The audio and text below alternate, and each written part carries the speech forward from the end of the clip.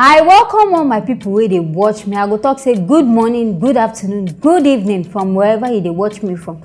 This one will carry comment. In fact, to me, na good news. I see all the things where we say we go beg government do and government where they know they agree. One copper, he alone by himself, he don't build pipe for inside in community, the place where the carrier say make him go serve for there. And this guy Michael, he realize as him reach the water no good, lights they no get, nothing where they get, but at least making at least show an impact for that community. And there this guy built pipe. I know they talk of one pipe. He built at least two for two different communities. My people beg, make now follow me watch.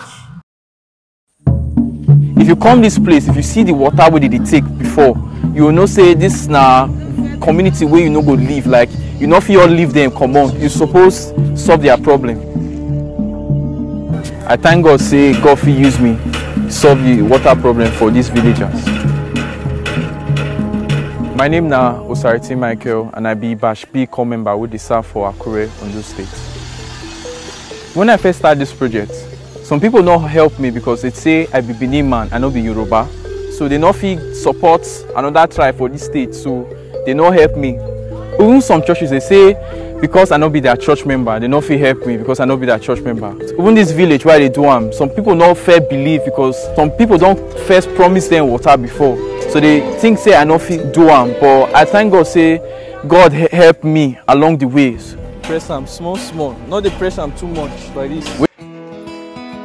For the first 2 months where I start this thing, because not be my money I use, so I they go around, they ask people, ask politicians. People know they believe me because they say this guy is a scammer or all these things. So it they really frustrating at first. So maybe like for the 3rd month now, I can't see 2 organizations where give me 50,000. I won't even meet people online. We won't create campaign like may they help people. We make video, we make pictures, may they can't help these people, and little by little people can't they donate. We get where we can't reach. Other people say they know go support me before they can't support. Even the community, like every material where I use, the cement, the sand, even some of the people where assist me they work, now then provide all of them. When I start the project, I encounter so many challenges. Like for example now, some of my copper friends, they laugh me say, who you be, say you want to do ball for person, you understand? So they not just encourage me at all. And even some people where they close to me, instead of encouraging me, they go say this project it's too big, the money too big. Now abandoned project go be. So I know I won't mention the insult because even I won't get some people where even tell me say may I no come their house because they tell me say they disturb them. So this is the water way they use before the bowl come. They use until they drink, they use until they wash their clothes, they use until they cook. They use them because they produce palm oil for this place. They use until they do palm oil. When I see them, they use this water. The thing they make me happy for my mind. Like I feel so happy about it because it's the feeling where go day your body because say they know they suffer sickness like as they used to do, and the joy on their faces. Like you need to see the small children. Like the small children, they are happy. The mothers, they are happy. Even the old ones now, they can even drink water from this place. They don't need to go far. Now something where even after service, even if I don't get anything, this one don't fulfill, like it don't make everything, like it make my service happiness. God bless you, my brother. I beg on see the water where people they drink. Water where we say green, they inside. I don't know where they from. And people still get mad. Now what did they drink? Now what did they use to cook, wash everything? It means inside this community. In fact, me I go just decide say government don't even forget on her. In fact, that on a place and abandoned property because I know sure say on even get leader for them.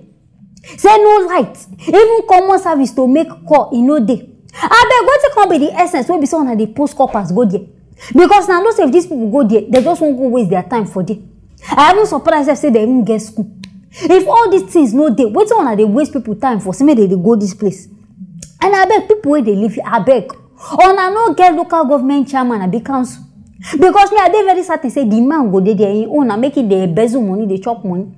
But the things we are supposed to no go put them in place. All these things what they shout for, no be say we just want shout. Sometimes say it dey good. Make on do for future purposes.